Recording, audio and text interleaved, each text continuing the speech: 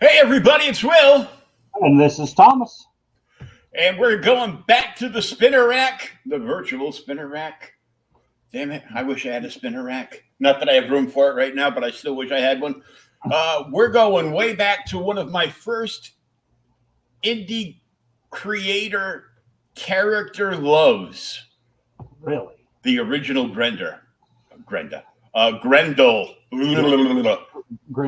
Hunter Rose, which premiered in Premiere. And Primer. Is it Primer? Yeah, Primer, not Premiere. Oh, see, I just thought that was a silly. I don't know. Yeah. Anyhow, so I shared it out. I tagged Matt Wagner, so he's probably like, "What's he want now?" And then I PM'd him the link for the show. So if he jumps into the comments, we're going to see if we can get him on. But I highly doubt that's going to happen. Have you interviewed Wagner before? No, I haven't. But it would be cool if he came on to talk Grendel back in the day. That would be awesome. Yeah, this is about as back in the day as we can get, man. We've touched on some little real indie books before. I mean, we did TMNT.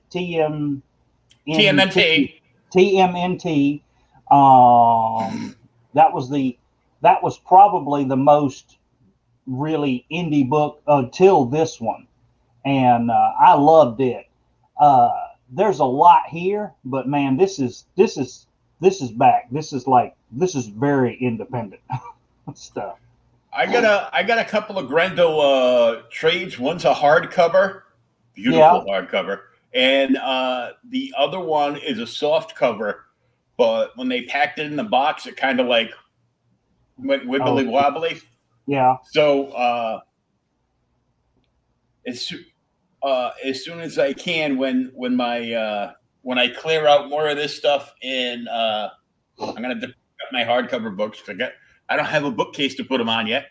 I'm going to get this out of my way. I'm going all OCD again. I'm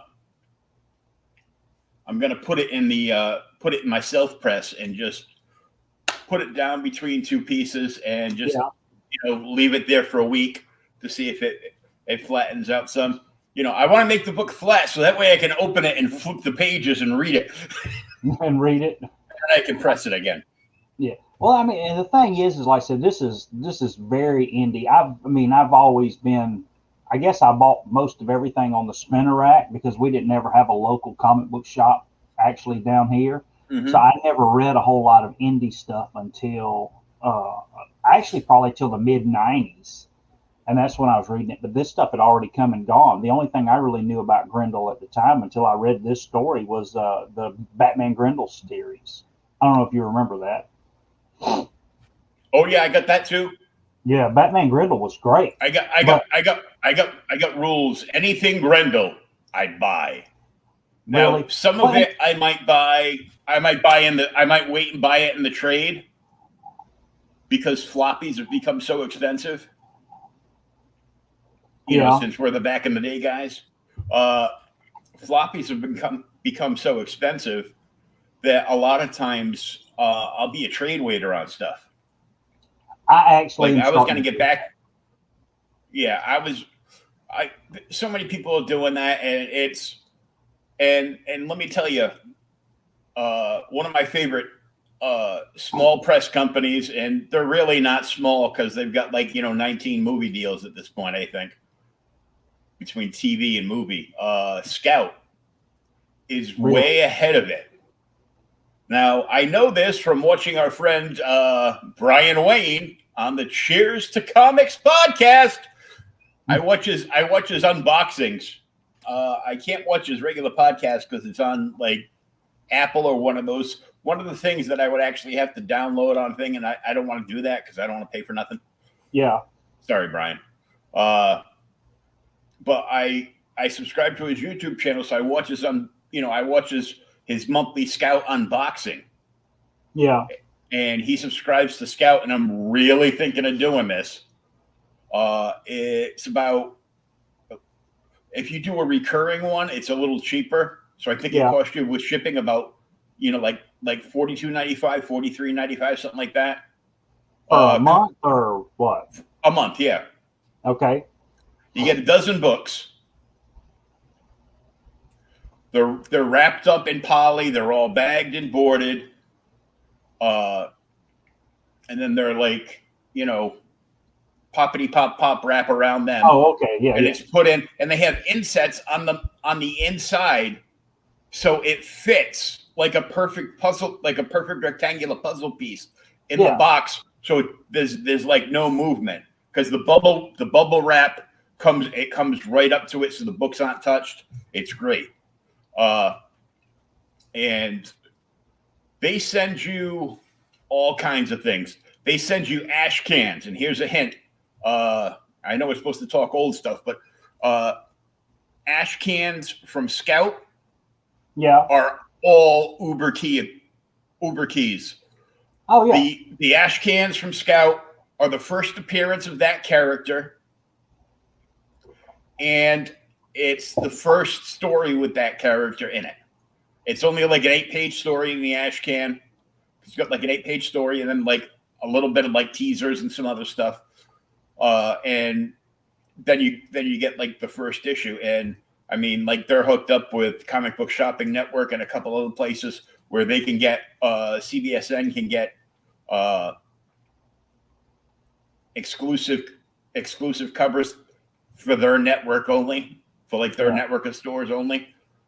And unless it's got if it's got I found out from Jesse James from JJ's Comics out in Arizona the other day that if it's a book that has multiple high-end artist variants, they'll skip it, because what's the chance of somebody paying $15 for their store variant when they can have a Peach Momoko or Derek Chu variant for $15 or $20? Yeah, exactly. But they send you variants. They've got exclusive web store variants. You could get one of those. It's like a give and take. They throw all kinds of stuff in there. But what they're doing, one of their new titles that hit this week that looks like it's something out of Heavy Metal magazine.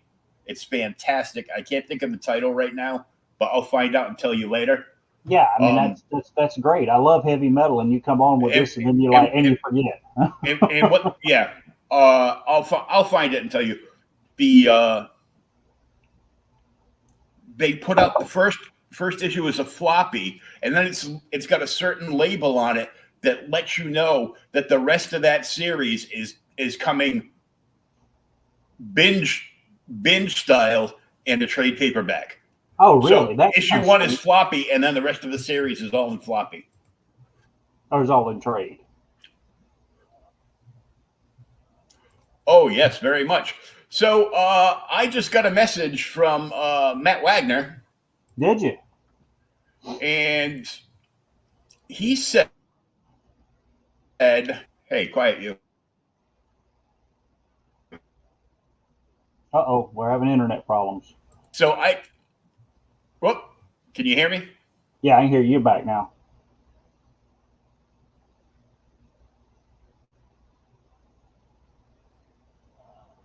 Gracias. Put it on my timeline and I'll share it. So Wagner's going to put it out and share the discussion of Grendel, huh? Mm-hmm. Cool.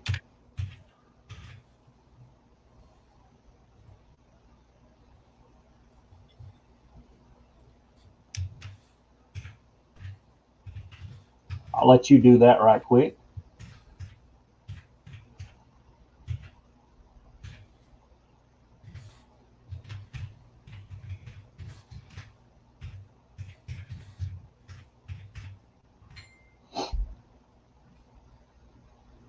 Boom. There that goes. Okay, let me shut off that. Oh, that's awesome. I gotta share this. This is Well, this is this well is this is oh this is what we just got from Matt Wagner. Uh uh-oh. What we get?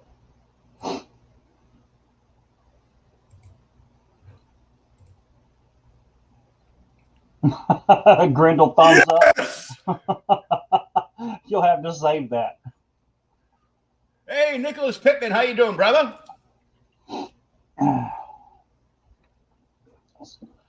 He's back. We'll have to see if Nick's ever read any Grendel. You ever read any Grendel, Nick? If not, we're gonna school you. Yeah. And honestly, this, like I said, this is a little schooling for me because the only thing I'd read by Grendel before was the was Batman Grendel. Uh, this is definitely old school.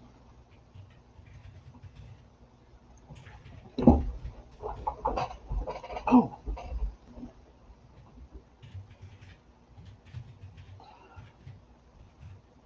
While he shares all this out, y'all. Okay. Well, just in case, I'm giving Matt the I'm giving Matt Wagner the link. The link. The link. I said. The link. The link. The like. I said, in case you want to come on, here's the link. I'm like, oh yeah, so Grendel, man, I love Grendel. Well, I said this is the we were talking about it last week. This is actually his first appearance, and then I found I think this was the PDF I found from the actual like the archives. So it's like the first issue as well of the standalone series, Mm-hmm. and then it went on. Now But I haven't got my this is definitely a big book for me to get. you hadn't managed to pick one up yet. I I haven't. I've seen it twice. Once it was graded and it was like so high. Huh. See, and that's the thing with some of these indie books. The print run is so small on them, and then to find one in the condition you want, can be a little rough. And I saw it on my LCS had like a few of these issues. Yeah. And of course, my buddy, the owner, had his. He kept. I think he eventually sold his own. But at the time, with cash flow, it wasn't in my reach. And I went in one day. Let's see. I haven't looked up some of the trades. Might pick one up on your recommendations. Well, it'll be recommended. I'm not sure where I put mine. I'll have to look. But I did find some really cool comic swag this week. I opened up a box that was marked videos. I go, let's see if it's actually videos. And it wasn't videos. It was, being the Joker fan, it was a big plush, oversized, stuffed Batman the Animated Series Joker with like a hard plastic head. Yeah. Also, when there was the 75th anniversary thing I told you about, and this is old school stuff, of the first appearance of the Justice League. Oh, sweet. And that's over there. See the box in all that mess.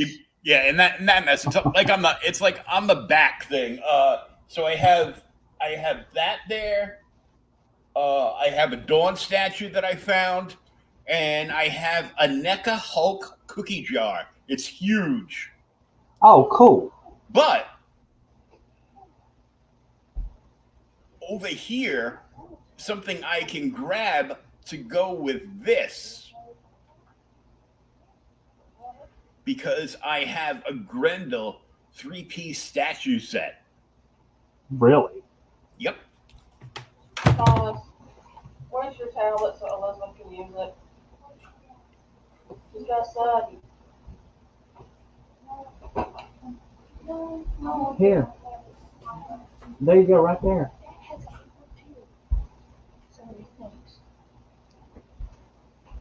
Oh.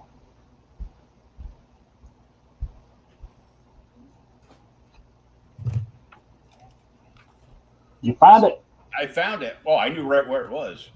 So Oh, I'm gonna blow myself up here real quick. All right.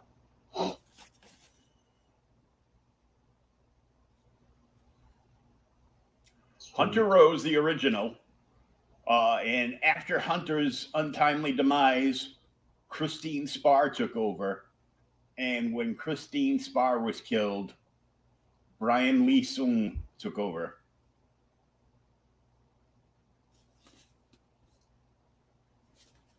So it's 3 mini busts in the thing.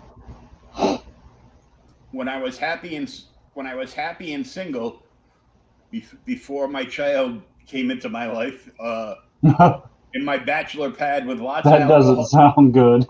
Lots of alcohol and a fun little party pad. These 3 used to be up on a shelf in a glass cabinet, like kind of like keeping watch on my alcohol. So it was kind of funny. Dang it. But okay, enough of that. Let's get into this book.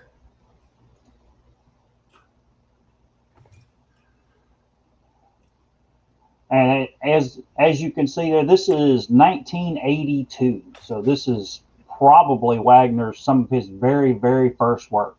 Yeah, this is very early. Matt said, "Sorry, can't tonight. Too short a notice." I should have asked him when I posted this like earlier in the week. Yeah. He might have come on, but it also means he might come on at a later date to talk to us, or maybe come on the outlet. Oh yeah, well he's only done a million things. We could talk to Wagner about, any number of comics he's done. Oh yeah, I mean, for sure. And so this starts out. We meet Hunter Rose doing some weird kind of karate pose, and he's on a phone call with his nemesis.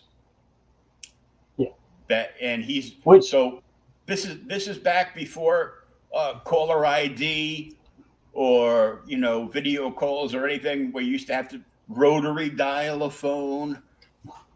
It's still a rotary dial phone in there. Yeah, and he's calling as Grendel and talking to his nemesis. And I'll go ahead and go off shit, shit talking him. Exactly. And the thing that's funny is I did not know, I don't want to spoil it too much, but I figured the werewolf was the bad guy. Mm-hmm. And he's not. The werewolf's the good guy.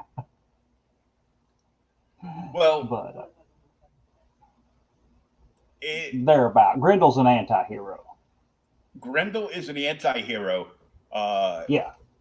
Much like people's favorite murdery show, Dexter. Yeah. Grendel, he makes his money from bad things and doing bad things, but he usually just does bad things to bad people. Yeah. Yeah, he does have a distinct code, which they talk about a little in the book. A little later on, he actually talks a little bit about it, and when he's talking to another crime boss and all this.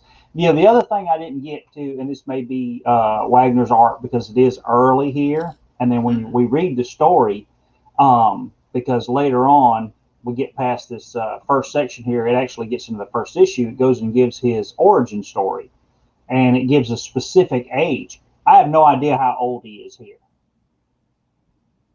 but in his origin story where he's running around the world, he's like 14 or 15.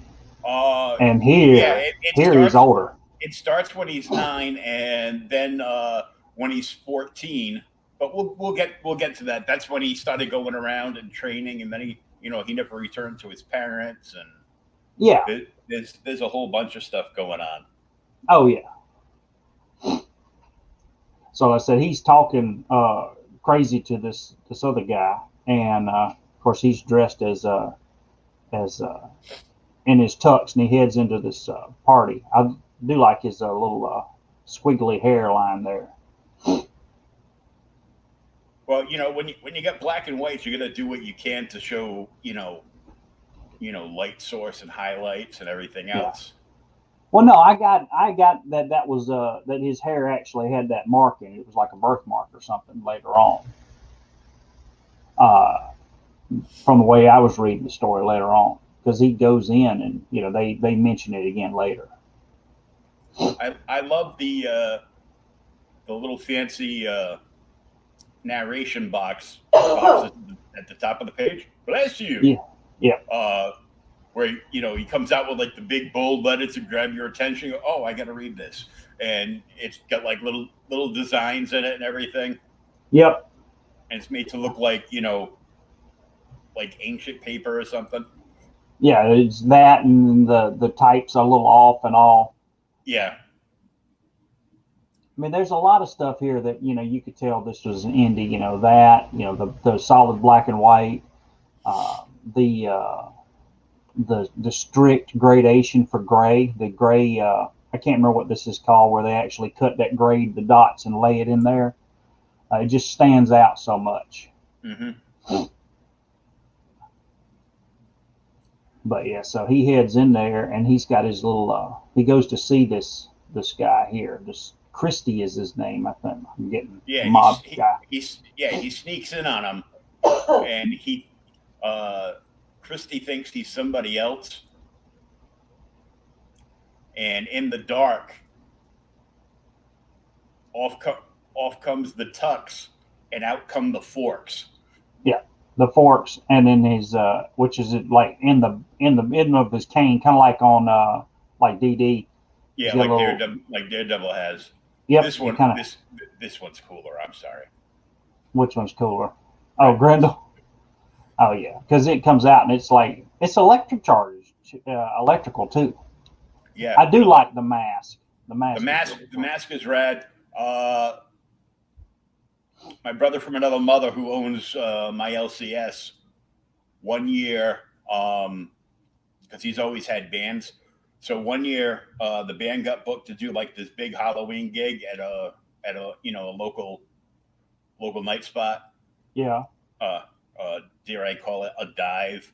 But it was like fun to hang out at, and it was pretty much a blast. So everybody went in costume.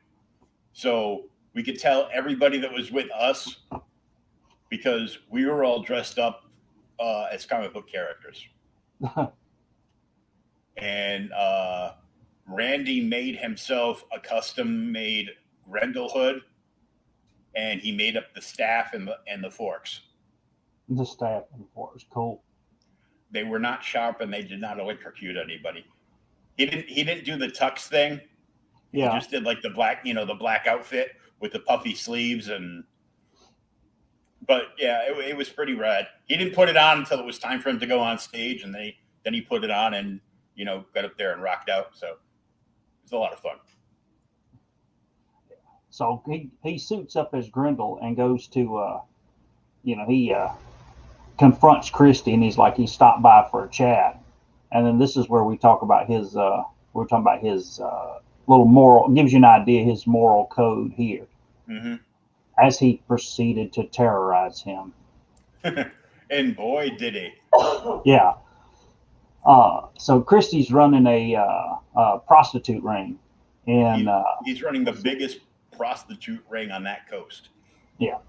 The only problem is a lot of it's underage girls. Yep. And 14-year-old girls. And yeah, I don't like that. yeah, so he Stabby confronts him act. about it. Yeah. Yeah, he stabs him and kills him. Yeah. And but then once he kills him, he takes over the ring. And of course, the underage girls no longer, he saves them, but then he takes over the ring, and then off page, off script, he finds all. I guess it's the book with all of the little black book, Christie's little black book with everything in it, and he heads out to meet his henchmen that are waiting outside in their little truck. Except we see that hand in the bottom corner.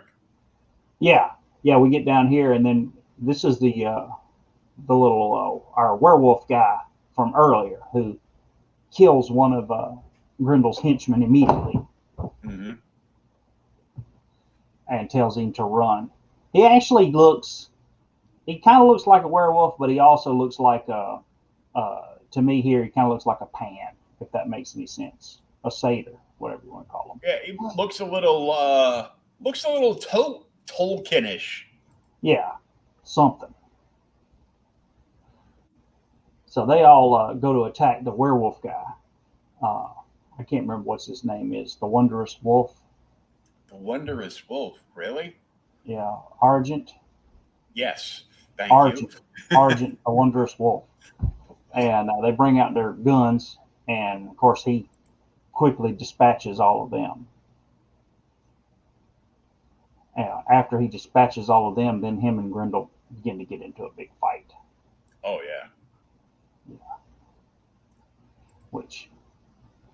And that's the thing. Like I said, reading this, it's you could tell how. To me, I could tell how rough it was. As in, this is his. I mean, this has got to be some of his very first work for comics, and you can see all the ideas are here. And I read the introduction. Actually, he had wrote something about it where he said you could see it all there. He just never knew where it would go. And like from his very early work here, you can see the Matt Wagner style just jumping up through these pages and slapping it in the face. He was, wait, it's gonna get better. This is good, but it's gonna get better. Yeah, it's kind of like the like Eastman and Laird style. You can see it. And it gets better as the story progresses. Mm-hmm. But so, like the styling of Argent, like even that bottom panel of him, him leaping at him, because he's got the cloven hooves. Yeah. Even him leaping at him like that is just like, look at the stylization that he did, like incorporating like a few things. Like he's a wolf, but he's also got like those goat legs going on, and he just looks like so evil and badass. It's like, most people would look at him and just, soil themselves. Yeah. Well, and that's why I kind of thought he was the bad guy, when I was thumbing through it earlier before I actually sat down and read it. And we actually don't get all of his backstory, not in any of this that we touch. We do get Grendel's. But yeah, so him and Grendel get into it. They fight, and then he finally like electrocutes his ass. You get a little bit of, that, but now even with everything else, I'm like working on and trying to get done. Now, as soon as we're done here tonight, I'm gonna go hunting for those 2 Grendel books because I know one of them has the rest of this story in it, and I'm just gonna sit all night like reading this damn thing. And read the rest of it. I'm gonna read probably one of them. It's not an omnibus, but I mean it's a fat thick book like that. Yeah. It's just like, I mean, I grew up loving 3 stylistic artists. Like, of course, I love my Batman artists like, Neil Adams Yeah. and Jim Aparo and stuff like that. But stylistic, like 3 or 4 guys right off the top of my head: Matt Wagner, David Mack, Joe Linsner, and Yeah. Tim Sale. Yeah. Tim Sale's incredible. We've talked about Linzer a couple times. Yeah, I like Wagner. I guess I said, with me buying so much off the shelf, I've read more of the big two than I did any independents. Mm-hmm. My main independent focus, if I read independent books, I know it sounds crazy, I read The Tick and Cerebus, or Cerebus, however you want to say it. Cerebus is pretty badass. Um, but I do love the second panel here. This is some freaking before Frank Miller stuff. Oh yeah, that was. This is incredible. This is probably the best 2 panels in this first book to me. Because I said the werewolf leaps at him, you could tell he moves out of the way, and the fact that he does the reverse negative, it just really stands out as he, frags it. Oh yeah, it's like the electrocution just like ignites both of them, in the dark room, and they just boom, blast. So now the wolf's wounded, and I think that was the end of the first little section, wasn't it? Yep. So that's the entire first appearance of Grendel, and that's we were talking ash cans before. Yeah. Primer was basically an ash can for the Grendel series. Yeah. Well, that, and because it was by Comico, so any other little things they had in there. Because Comico they did Grendel, they were doing Robotech, Elementals. Mm-hmm. Elementals, oh god. Robotech, Elementals. They did Star Blazers. I'm trying to think. Was it Comico? No, it was First that did Nexus. Yeah. That's another series that I love. But that's crazy. Yeah, Comico was into everything. So that was the first appearance of Grendel. Mm-hmm. And Comico had Speed Racer too. Oh, really? The first cartoon Speed Racer comic series. Yep. So then this is the cover for Grendel #1 of the standalone series, and that's what we're going to touch now. Because I know when we were talking about it earlier in the week, I'm like, dude, what else are we going to read? The first appearance of Grendel's like 8 pages. It was 14. It was It was 14. It was a fast 14, but it was still 14. Okay, it was 14. Okay. So, and this of course is, all the early Grendel covers were like iconic. Yeah. Because this character just blew the hell up. Yeah. In the 90s, these early Grendel issues were shooting up to like, and back then, like $20 was a lot of money for a book. Oh yeah, I know. That's so like even in like bad condition, a Grendel 1 was still going for like $35-$40. Yeah. In like a 7.0 shape, like a VG plus, and like the primer issue was like $50 to $75 depending on the condition. Really? See, I've bought some Grendel, but like I said, all the Grendel I've ever read has been in crossovers, and that was the primer was from '82, and I'm not sure when in '82, and this one's covered '83.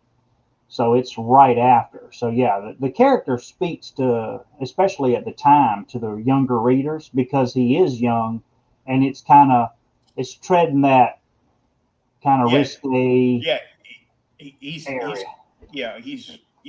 got the Peter Parker vibe because he's young. Yeah, but it's like Peter Parker meets Kingpin meets Bullseye. Yeah, yeah, it's like a little Because mixed. he never missed unless he intended to miss. Yeah. What's funny is, like I said, I guess the character took off. We get to issue 2 or issue 1 of the standalone series, and it's like it picks up almost right after the end of the primer issue. Yep. Exactly. You know, there's no break. It's almost like it's a continuation of the story. It doesn't even stop. So here we go, and they're back in New York, and now they've run away, and the werewolf took off before because the cops were coming, and yes, and then they contact. You know, they put feelers out and they contact each other, and they want to find a safe place for their final battle. And it's on a rooftop because everything happens on a rooftop in New York. Well, where else are you going to do it? Central Park? You could. Who are you, Stan Lee? Come on. I was going to say Simon and Garfunkel, but and this is cool because, of course, like the heavy white accents with the boots and the gloves, and then like of course, he's white, and then the mask is you got the Alice Cooper mask going on with the white. And the little werewolf has got to be the fact that you got the white and the black on him, and then you get the gray on the werewolf makes him stand out so much. But he's that color because he's furry. Yeah, and Argent, much like a certain bat we know, likes to stick to the shadows. Yeah, because you notice there's like lots of shots of this. There's like half the shots of him are of him like crouching in the shadows, so all you can see is kind of like the gleam of his eyes. That's it. And, unless it's in the midst of a battle and he's like raging at somebody. All right. So, and I guess it took off so much we get the special upgrade on the font here. Never the Norns surrender. This is so Dark Knightish. Yeah, Dark Knightish, Watchmen.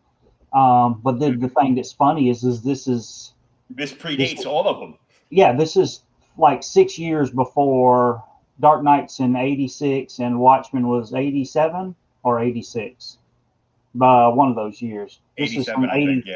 Yeah, so this is '83. This is 4 years before anything. Mm-hmm.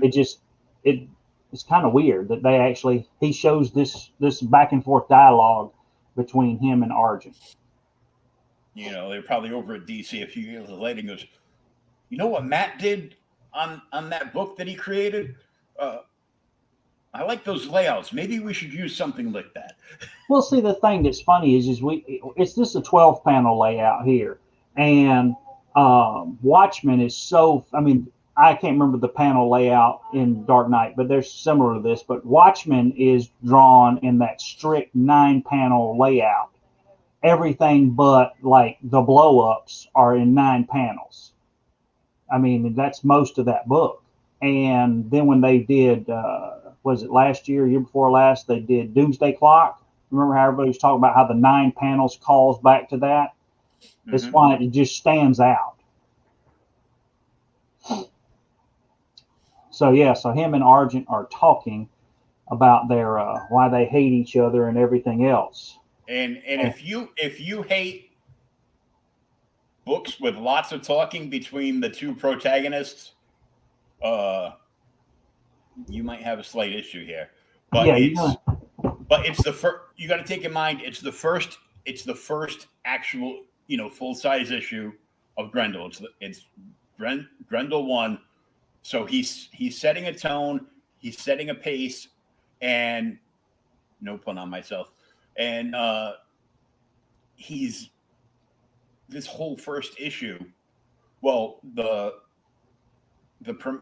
primer in this first issue is all more character built driven story than world built driven story, because you basically know you're in New York. Yeah, well, he says you're in New, or you. I don't know if he shows, but it's in a large metropolitan city, so you know you're in New York. Most of the comics were set in New York at the time, but the thing Hmm. is, like I said, this is where he establishes, who the main villain is, who Grendel is, what does Grendel actually do, and then he goes here and even proves that he's, you know, gives him his real name, takes off the mask and he's like, oh, look, I'm Hunter Rose. And he goes ahead to unmask himself at the very beginning of the story. Hmm. He goes back and forth. He's like, taunting him and everything. Yeah. And in the big bold print at the very top center, I am not weak. Oh, yeah, yeah. Yeah, well, they're talking right there. Talk about, You want me to he's talking hand you about my fate glasses? and everything else. No, I'm good. I saw it. I was changing pages. But, and then we find out that Hunter Rose is apparently, he's kind of world famous himself. He's an And author. he's an author. Yeah, he writes novels, some kind of novel. We don't know. I guess it's going to be action books or something.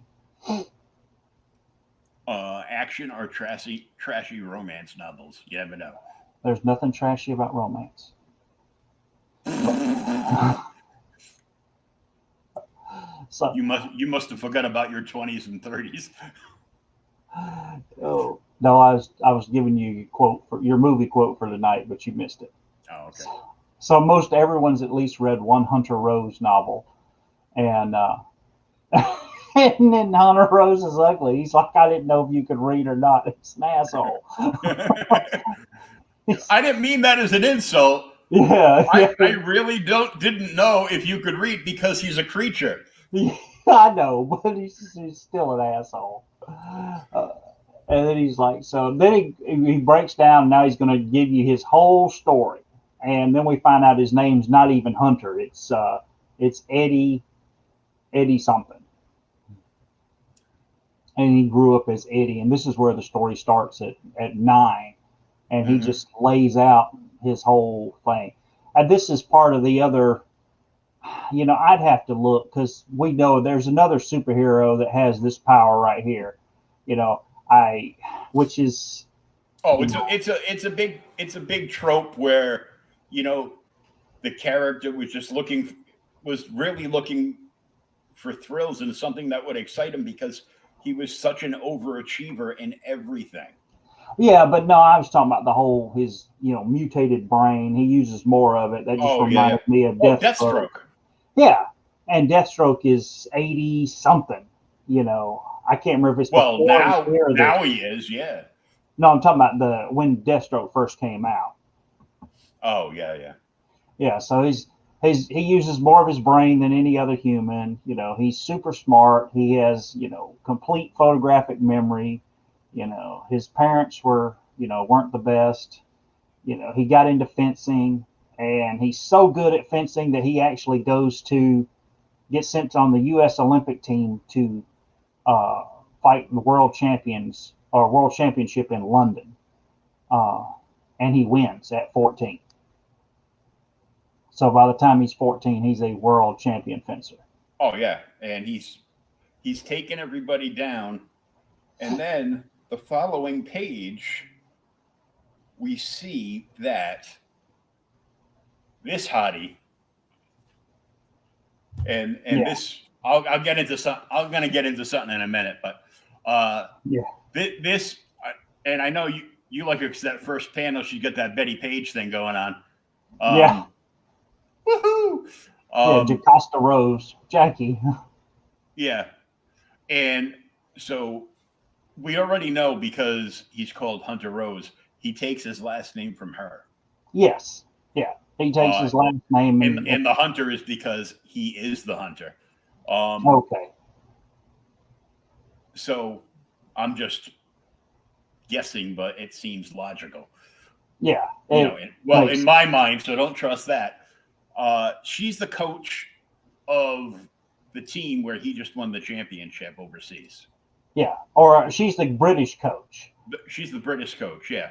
and after he wins, she comes to see him, and and she, invites him to dinner. oh yeah, invites him to dinner in her apartment. Yeah. And then to find out she is what, like 37? Yeah, she's 36 or 37. He's 14. Yeah, this is a little illegal, but we were actually talking about this. Okay, for all the SJWs out there that were that were that were like, oh my God, I can't believe Wonder Woman was raping that man in Wonder Woman 84. Really? Yeah. Well, because I haven't Steve's seen Wonder Woman 84 yet. Oh well, I'll shut up then because I don't want to ruin a bad movie. You can't ruin a bad movie. Okay, so Steve never really came back. His consciousness came back, and all Diana Yeah. could see because she wanted to see was Steve, but it was Yeah. another guy. So she grabbed Really? him. She grabbed him, threw him in the bed, and boinked the hell out of him. So all the offended people. But it wasn't Steve. No, Steve's consciousness was in this guy's body. Okay. So he was dead manning this guy. Oh God, really? So she was boinking this other guy. Yeah. So Everybody else could see the other guy, but all she could see was Steve. Anyhow, 36-year-old hottie bangs a 14-year-old boy. Yeah. It's a little rapey, but my first question is, where were these women when we were growing up? Well, I mean, there's that, and then reading it today, I was like, oh my God! But if I had read this, when I was like 14 or 15, I'd been like, wow, that's whatever. I would have never thought about it. But that goes to show you the difference in time period. But then she takes him under her wing. She's actually interested in him. And I don't know if she views him as a whatever, play toy or whatever, but she teaches him chess and they fence and they fall in love. And she, don't let fate control you. She tells him all this. And then at the end, it flashes back to the rooftop and he's like, it's a big bloody game. And, he's telling Argent how he loved her and everything. These are really cool panels too. On the bottom, especially the Argent panels, they're cooler than this. But that's Batman all over. How he would ever love someone, and Hunter's asking Argent if he has, and of course he's like, yeah, he has. And then we find out that she dies. So we don't know how she dies, but we find out that he too had his other half, and she is no more. Yeah. Well, we find out a lot about Hunter, and we only find out bits and pieces along the way about Argent for like the longest time. And that's got to go on because it was the original first series was 3 issues from what I read, right? Mm-hmm. So he's got to have it filled in by the end of issue 3. I would imagine. Yeah, most of it, yeah. Yeah. So, we find out that Jackie dies. She had terminal cancer, but never bothers to let Hunter know. Yeah. And, does everything she does and loves him and tells him, go on and fight and all this. And then she just dies. Yeah, she basically programmed a 14-year-old boy to do her bidding because she knew she wasn't going to be able to do it anymore. You got to play the game, Hunter.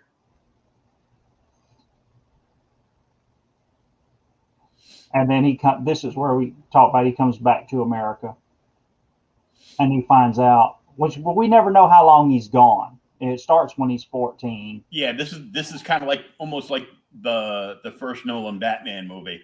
Yeah. Bruce goes away and he comes back, and it's many years later. We don't know how many years, but many years later. Yeah. But it says right here, he doesn't go home, so he never sees his parents again. Yeah, but and then he finds out that his parents are actually dead. But yeah, he comes home. He doesn't go there, and then he starts to play, as she said, play the game, and he's beating people up and moving up into the world and starting his little empire. He's murdering bad people that are doing things that are too over the line as far as he's concerned. Yeah. You got to have a line that you won't cross, and I'm sure everybody thinks that you got to. Is there a line that you won't cross? Yeah. You just don't know where it is. Not anymore. Not anymore. Yeah. So, but he gets so he comes back, and I never caught this guy's name. Did you catch it? I think. Is he just a regular guy, or he's just in here for this little scene? No. That guy was the clean shaven guy. The clean shaven guy's the mob boss. The bearded guy is his hitman. Is his hitman? It's his number one hitman. And Grendel just says, "Well, fork you," because there it is, fork you right in the middle of the page. Yeah. So there it goes. All right. Yeah. So there he goes. Grendel comes back and then attacks him and kills the hitman. Yeah, there he is. He kills the hitman, and the mob boss hires him. Mm-hmm.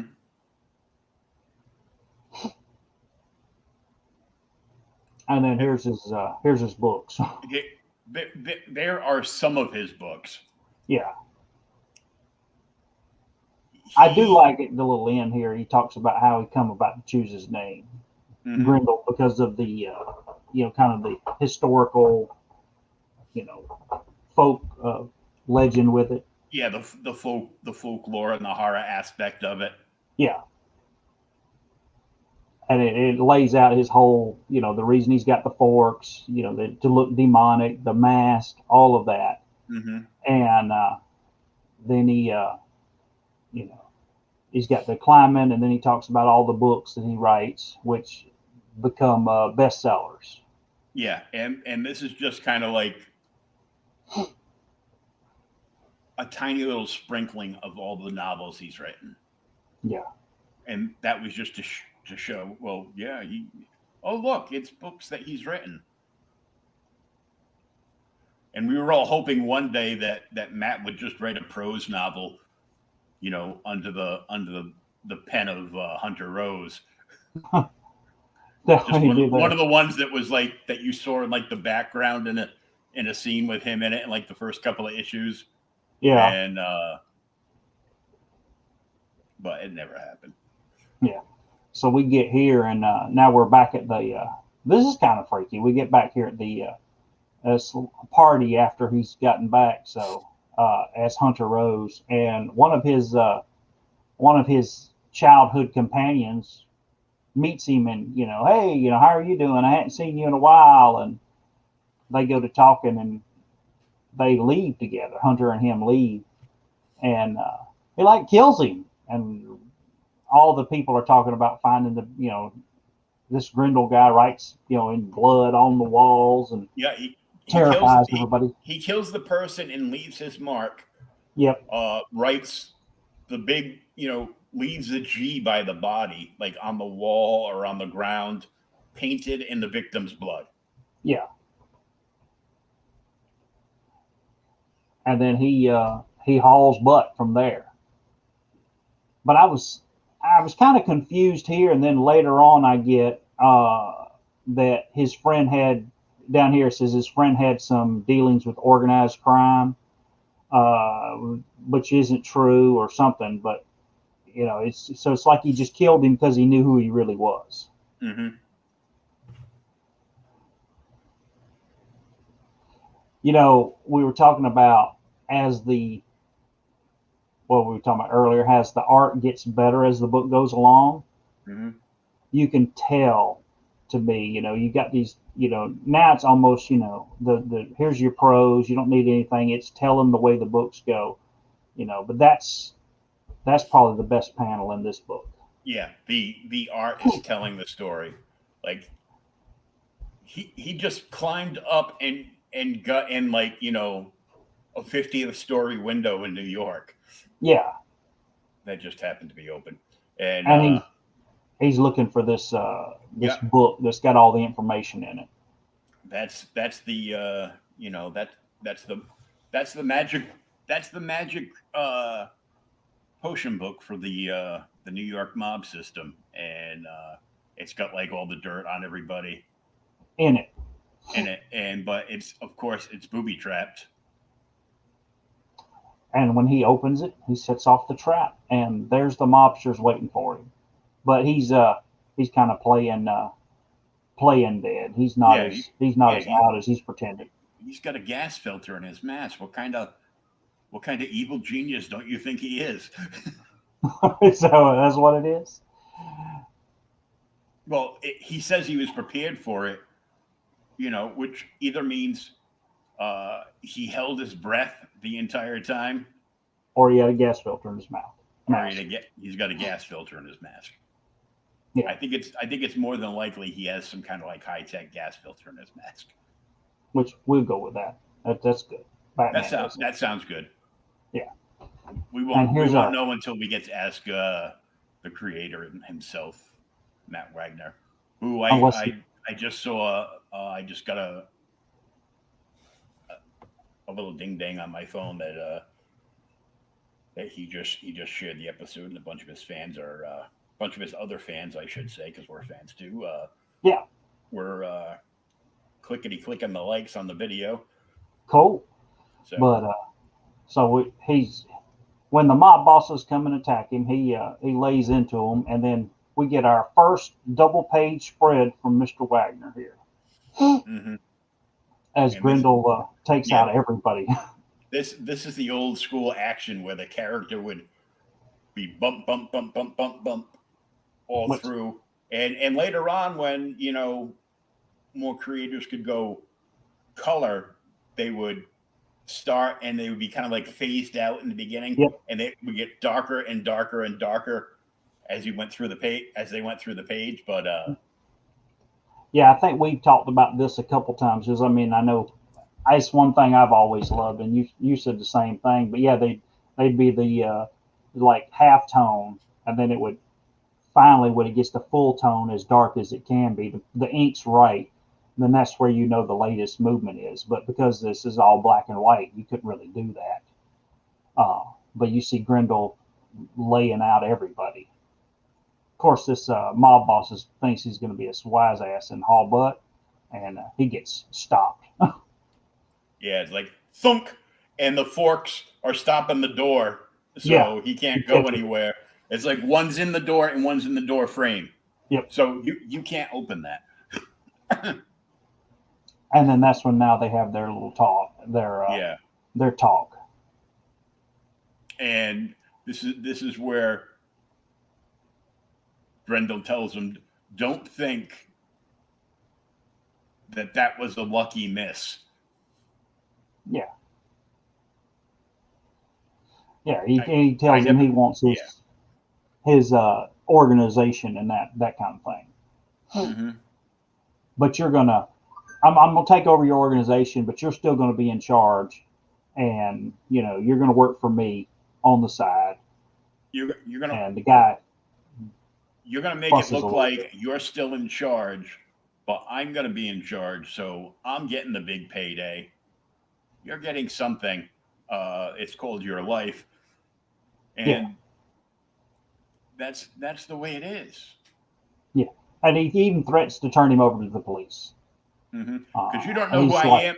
It's like, you don't know who I am under this mask. My real identity can go to the cops with all the dirt I have on you, which could put you away for a couple of life sentences. Yeah. And then it's like I said, after he does that, we go to the next page and we find out that the mob boss is actually perfectly fine with that, because under Grendel's stewardship, the mob profits triple in a year. Mm-hmm. So, but now then this is where he says he cuts off certain offensive activities, and that's where our werewolf guys like, what is it? Offensive activities. Yeah, you're running the damn mob. What's offensive? Certain amount of taste and discretion. And this is where the child prostitute ring. I guess no more drugs selling to kids. All that. Mm-hmm. Uh, And there's an editor's note at the bottom. Yeah, see 'Cause- pages 5 through 14. Mm-hmm. And it, because they're talking, everything's out of sync now because we went from them to Hunter's entire life story, And then now back to them. and then back to them. So he's referring back to the pages, because sometimes you take a break when you're reading a book. Is that what it is? Yeah. Well, don't you take breaks when you're reading a book? It depends. Oh, you wear the pens? No. Oh, if it's an omnibus. Yeah, if it's an omnibus, I'll have to take a break. Or the World Series. I wear them during the World Series. I don't want to get up and leave.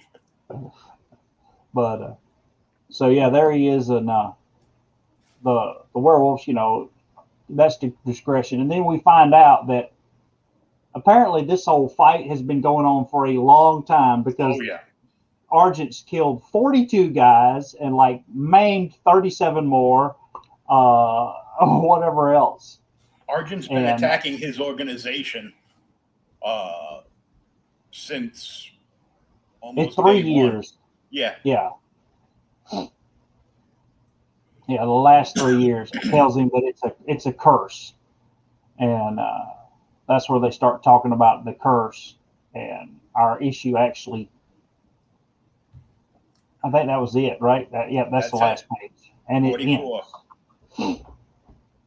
So I guess the next issue is when Argent will actually tell us his story as how he became this way. Mm-hmm. Well, I'll send you a text late tonight when I find out. You'll find out. I'm reading this. I'm reading this puppy later on. I'm telling you. It's really good. Like I said, even for the 80s, you could tell it's very early.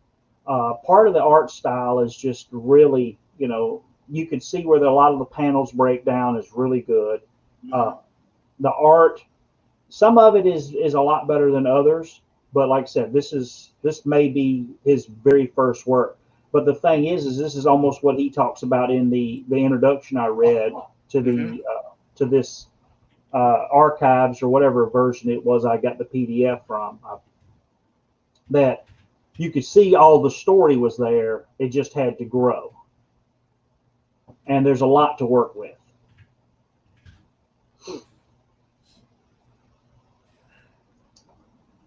But yeah, it was worth reading. This was his very first work in comics. Really, and in a matter of literally 2-3 years from here, he's doing some Batman stuff, and he's doing.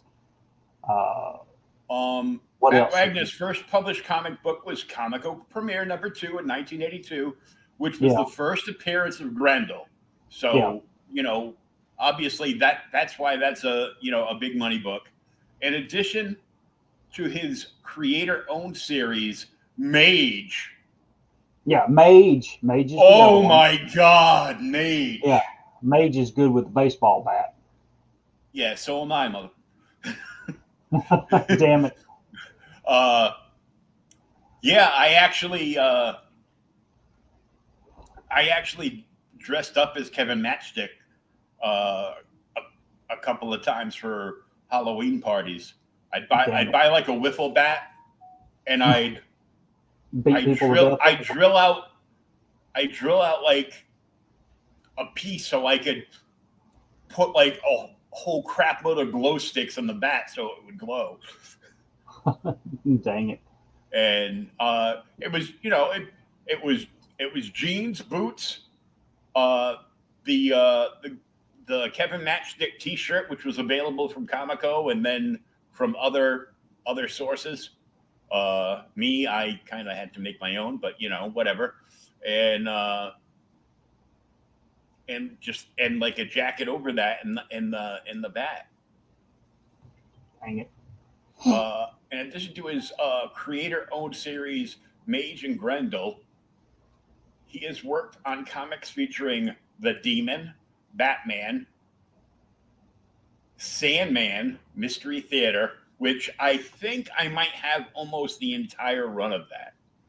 But now the thing about Sandman Mystery Theater, you have to go ahead and let everybody know, because that's a great series, but that's like the Golden Age Sandman. It's Yes. not the Sandman that everybody thinks of when they hear Sandman. It's not Neil Gaiman.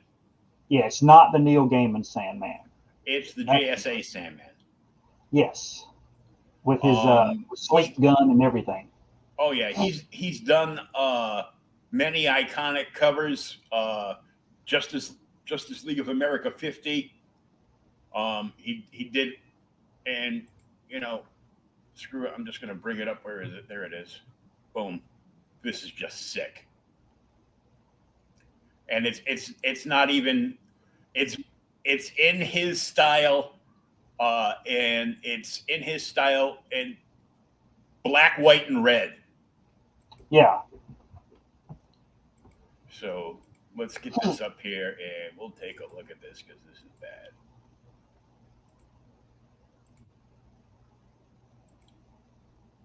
That is beautiful. And that's your JLA 50. That's JLA 50. It was a wraparound, and this is a sketch cover. Oh, really? If you look to the underneath the DC logo to the left of the JLA shield, yeah, this was a one of a kind done for Heroes Initiative for them to raffle off. Oh, cool. So let me tell you, this book went for a shitload of money. Yes. Oh, damn! Did he do a Grendel? Did he do a Grendel Shadow? Yes. Damn, I love the Shadow. Right there, Grendel versus the Shadow. Of course, I have that. Really? No, I haven't seen that one, dude. I love the Shadow. Shadow's cool as hell. Mm-hmm. The pre-Batman. Yeah, there's Mage. The thing that's there's a beautiful Spectre, yeah. The thing that's amazing is from 82, like I said, just a handful of years, he's already, I don't say playing with the big boys, but he's as good as anyone else at that time. Oh, yeah. But he's got that distinct style. It's like, I know we talked about him before, and you don't like him because he was mean to you. It's like Chaykin. Chaykin has that very distinct style. Mm-hmm. And this right here, this is his version of a recreation of an old Spectre cover. Really? It's either a Spectre cover or an old JSA cover. All right. While we're talking about Wagner and we're talking about the Spectre and something else, I learned something new on comics the other day because I kind of have I actually and I read it before the podcast on paper. I read Dorian Nightmare #1. There you go. But the thing is Wagner wrote the Madam X. Put that up so I can blow it up. Oh. Let's blow up the spot. Oh yeah, I've got that. First appearance of Madame Xanadu. Yeah, I think I sold one. I had one that was just like a reader copy. I think I gave it to my buddy Sarge. Yeah. And I've got another version, but I'd like to get a better version because I really like the Madame Xanadu cover. These oversized graphic novels, 3 of them to make up the first story arc, and he just did the final Mage story arc the other day. So Mage is a trilogy, and God, this would be amazing as like a movie thing, or like an HBO style thing or an Amazon movie, somebody with like big budget behind them. And I would love to see that. Or like an animated film, like 3 animated films.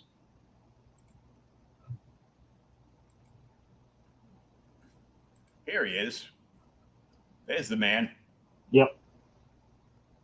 As he's holding up a Grendel print while Grendel is behind him. That's great. Dang it. But yeah, I said I read that and you're showing the Spectre, and then he won a bunch of awards for the actual Madam X series from early 2000s, which I've been reading, where they kind of redo Madam X's origin, or Madam Xanadu, however you want. I was going to say Madam X. Yeah. Did we cross over to the Marvel universe again? No, not yet. The Multiverse of Madness again? What? Yep. No, that's tomorrow night, Friday. Hold on.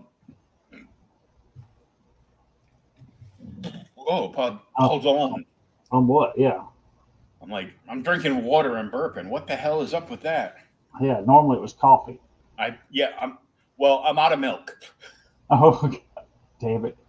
All right. So what's your favorite, while we're trying to give out some trades and recommendations, what's your favorite Grendel story?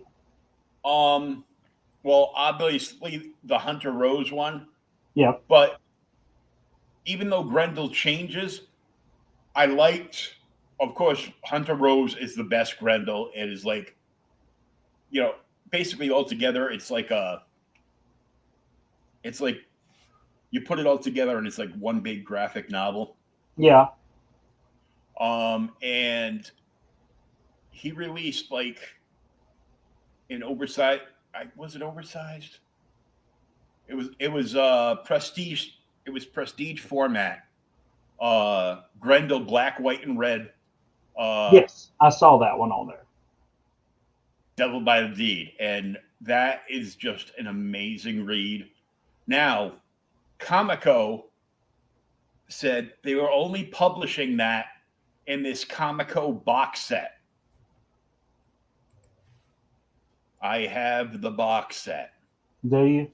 I just found the box is like way over there somewhere, and it's still got most of the original books in there. The Grendel is not in there because, of course, that Grendel is bagged and boarded in one of the many boxes over here. But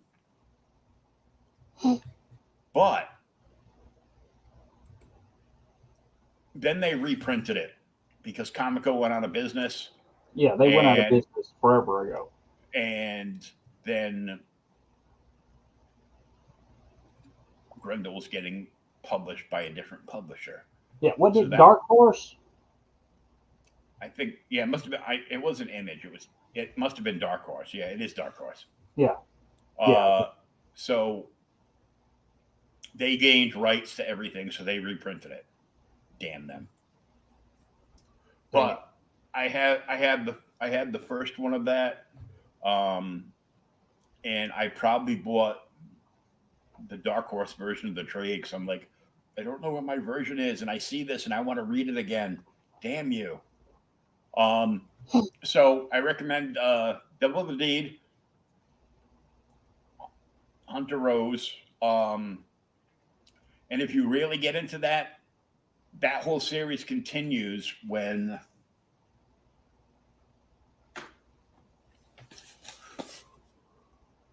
Christine takes over. Christine Spar takes over as the next Grendel. I said I won't ask on the podcast then, but I'll ask you later. Well, what the hell happens to Hunter Rose? Read the book. You have it. I can. Well, yeah, I could. I don't want. It is so good that I do not want to spoil it. All right, I'll have to look at it then. It is Brendan Lee's The Crow good. Really? And it predates The Crow by so much. Yeah. I've got Yeah, I read The Crow not too long ago myself, or And reread it, whatever you want to call. yeah, Crow's another one But that that's by Barr. well, created by Barr. There's Yeah, and everybody and their brother coming up with a crow story, and I think that's with Dark Horse too. Is it? I'm not sure who it is now. Yeah, I think it must be. Yeah. I'm pretty sure. I'm not positive, so don't quote me on that. But that's another series. Every time there's a new Crow series, you know, my comic shop knows. He goes, "Damn it, new Crow title! I'm gonna order an extra one. Bill's gonna want this." Bill's gonna want this. Mofo ain't got no money, but he's gonna want this book. Dang it! All right, so we're gonna actually. We were talking about doing. I know earlier in the month we were talking about doing a Judge Dredd, but that's kind of fallen apart because we've had some issues. So we're gonna do Kingdom Come this month, right? You want to do that the last week of the month? That'll give us all time to read it again. Not that it's Yeah. that long of a read, because when I sit down to read it, I usually can't get up because it's that damn good. Well, they make a pill for that. Don't worry. Thanks a whole lot, buddy. I'm Oh, glad to see somebody's there for me. Yeah, because when I was like shuffling books around to clear space over here, Yeah. I grabbed Bone because it was like too big to put over there, and well, because it's like big and it's like a Yeah. big like double dictionary, but Yeah. like smaller. So it didn't fit with like the size of most of the books over there. So I grabbed that and then I looked down and I go, "Oh, Kingdom Come, we got to read this. Damn it." And I grabbed that with it and I put it over there by my recliner, which doesn't mean anything because I've got stacks of books all around me. Like I got like a Doughboy end table Yeah. that was my mother's and probably her mother's too. And there's like 3 stacks of books on top of that. Then I had like two like bar stools next to my 50-inch TV, and there's comics on top of both of them. There's 3 short boxes in that window. There's comics on top of them. Comics on top of comics. And then because I got dragged into the world of the comic book shopping network, I got this box as big as this monitor, and this is a 40-inch monitor. Yeah. So I got a box as big as this monitor, but like out to here's the monitor out to here. It's a huge friggin' box. I can't pick it up. Filled with damn comics. My helper almost threw his back out trying to pick the box up. He was, and I was out cold because I was up until 3:00 in the morning doing a toy sale on Toy Auctions 24/7 group. And I actually sold stuff that I never thought I would part with, but I did, and I'm hopefully better for it. But anyhow. So what are we going to read next week? I've got this huge box. Okay. And they're all packed like immensely well. It's like beautiful packing job. Even some of the dollar books I bought, all bagged and boarded. So he does a fill a short box thing. $15 flat rate shipping. And every time you go on a show, whatever you buy, you get an invoice that night. And you pay as you go. And when your short box in his shop is full, you get a notification, and he mails quite literally a brick from one of the pyramids to your house full of comics. Damn it. So we talking, what do we want to do next week? Yeah. What were you thinking? Well, I picked Grendel. So what are you thinking? Well, we did Justice League, which was a big two. We need to keep doing some indie stuff, get them some love. You were talking about it earlier, and I actually have it to finish reading. Not the publisher, but why don't we do Tim Truman's Scout?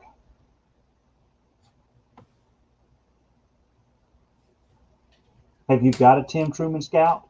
One moment.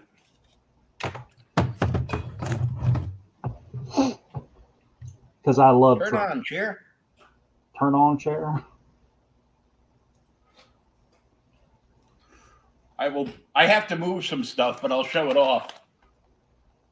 Captain America from the series 2.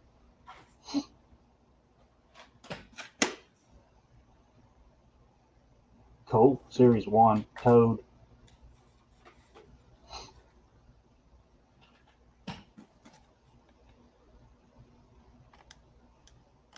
Cool.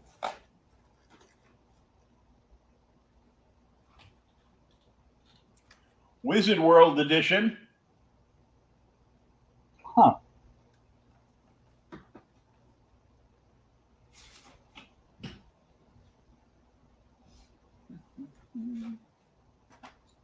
For those that are still with us, this is what happens when you read comic books for 40 years. I found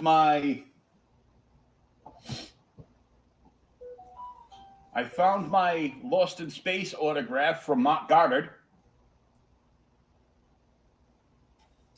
And James Hong.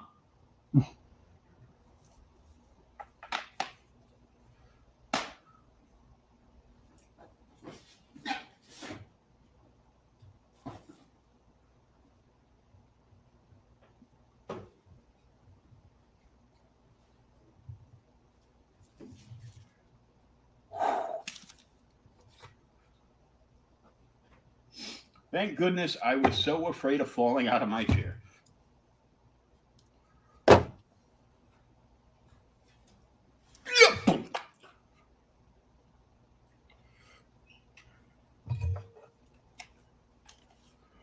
Do I have Scout?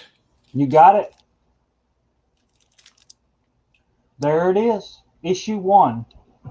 That is the entire series. Oh, you got the whole series. And in the back is the Scout Handbook, an atlas to survival in New America. Scout is incredible. Eclipse. Yep. Of course, they're no relation to the Scout comics we were talking about earlier. They just share a name. Mm-hmm. Scout #1, first issue, plus Fashion in Action. Fashion in Action. Dang it. Now, I hate to tell you, but I'm not breaking open this perfectly molded brick of Scout comics to read it. I'm going to have to read it digitally. Yeah. I scored this on sale on Free Comic Book Day for $20. That's But a damn good $20. if you notice, It's a 75. it's a $75. It's a $75 bundle. Yeah.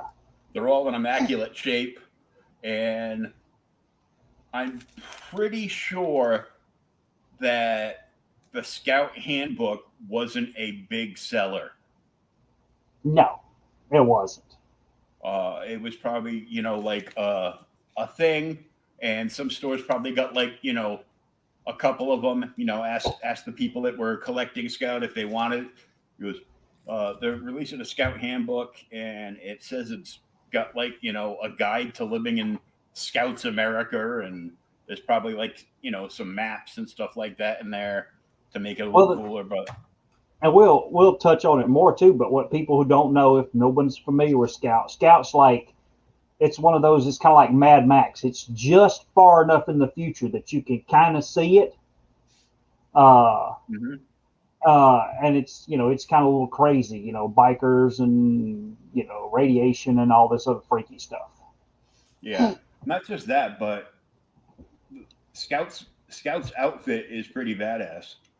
Yeah, not only is outfit's badass, the writing is really good in that The, series. the writing's good, and uh, it's Tim Truman. So Yeah. we have another classic, artist. Oh yeah, I mean it's just insane. But so I'll since you showed that, I'll wait till next week and I'll show you the copies that I have. Are they graded copies? They're different. They're different. Yep. Are they not first prints? I've got some first prints, but I also have hardcovers.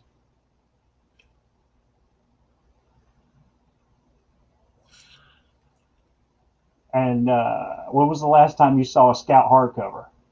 Dang it! So we'll be back next week and we'll do Scout then. And then I don't think I've ever seen a Scout hardcover. really? You know that Truman did a Kickstarter a while back that he actually did a new issue of Scout. Yeah, it's a graphic novel. Yeah, I think I can't remember if I pre-ordered it or not, or if I was on the Kickstarter. I don't think I did. I wanted to, but some of those, and I do this all the time. For those that don't know, I'm the guy behind Creators Outlet Podcast, and I'm talking to creators, and I try to redefine the word pros. As far as I'm considered, if you got paid money at any time in your life for making a comic book, You're a pro. you're a pro. Yeah. But we lean the people in the industry that we call pros are actually just freelance. Yeah, a lot of them are just freelance. Yeah. Some of them get contracts, but usually, if they're just starting out, they'll get some kind of not that great contract. Yeah, they get a page rate. But they have to work for them for a certain amount of time. Yeah. And then they're not allowed to do anything with whatever they do. And until you reach that yeah, major level. Yeah, all this corporate stuff. And once you make a name for yourself, like Scott Hanner and guys like Graham Nolan and Chuck Dixon, then you're in a league of your own. I mean, Graham just launched a brand new Kickstarter, so I've been hitting him up to try to get him on the podcast.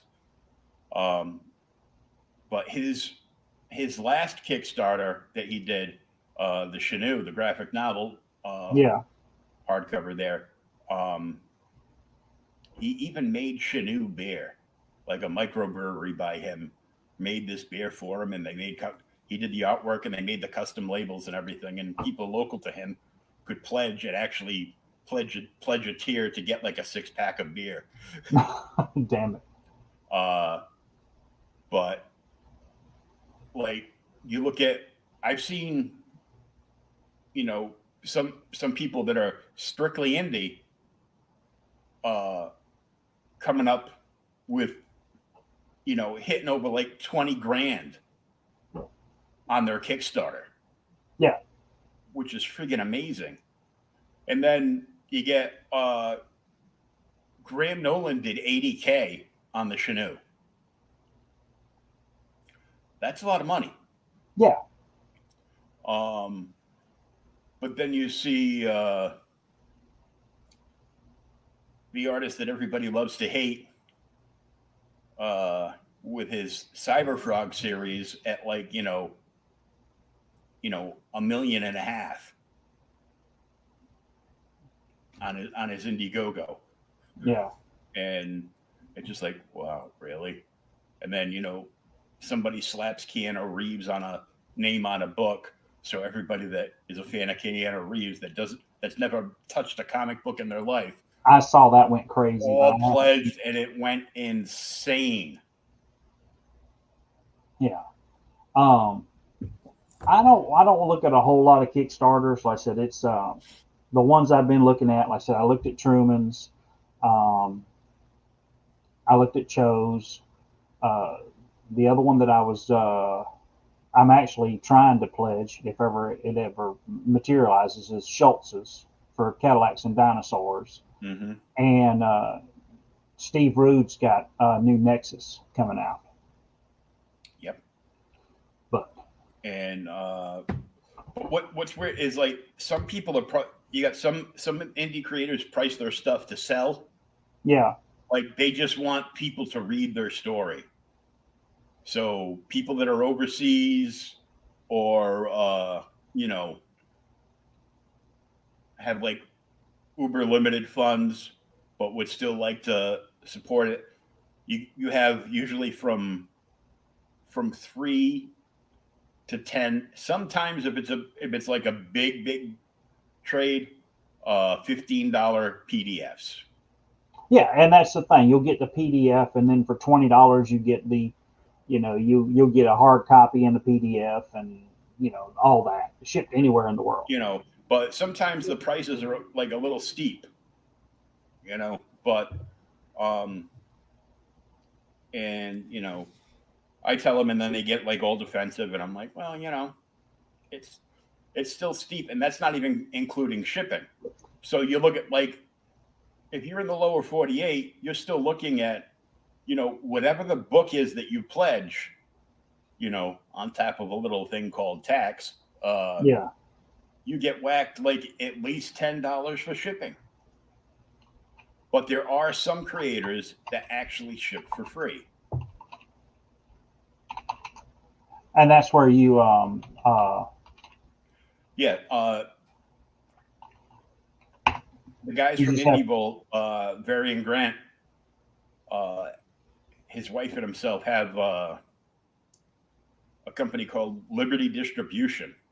They will distribute indie comics to stores all over the country, and they have a 100% return guarantee as long as the book's in the condition that it was when they ship them to them. And they ship them in really good boxes, and they're like bagged and boarded. Oh my, what's this? Oh yeah, well this is there the is this is while we're talking about it, you were talking about it. This is the pre-order for Scout Marauder right there. It's at 44,890. So it's reached its goal. The goal is 37. Is this Kickstarter or indie? Yeah, Kickstarter, right Oh, there. so it's ended. Did it show ended? Yes. Last updated January 30th. Yep. Okay, yeah, so it ended. Okay, ends Monday, July 9th. But yeah, so there's the last Kickstarter by him. Yeah. It was him and his son Benjamin. Yes. Like he wrote it, and his son Benjamin. I don't know whether he colored if he did all the art or it should say somewhere. Yeah.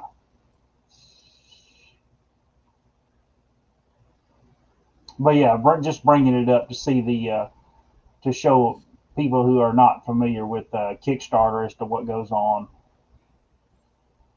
But yeah, that's the last thing that I'm familiar with on Scout. Mm-hmm. And yeah, there it is. What is it? Yeah, he's done other Scout books. So I think there was another graphic novel for Scout prior to this one. Yeah. So I think this is like the third installment of Scout. I'd have to look into that to find out. Yeah. Cool. But I mean, like I have this brick here, and this was one of the ones that I was like, do I want to keep it or do I want to flip it? Well, Depending, let me know what you decide because I don't have all of them in single issues. Oh, okay. But yeah, I love Scout, and I'll get the issue over to you, and we'll check it out next week. And until then, this is Will And this is Thomas. for Outright Geekery and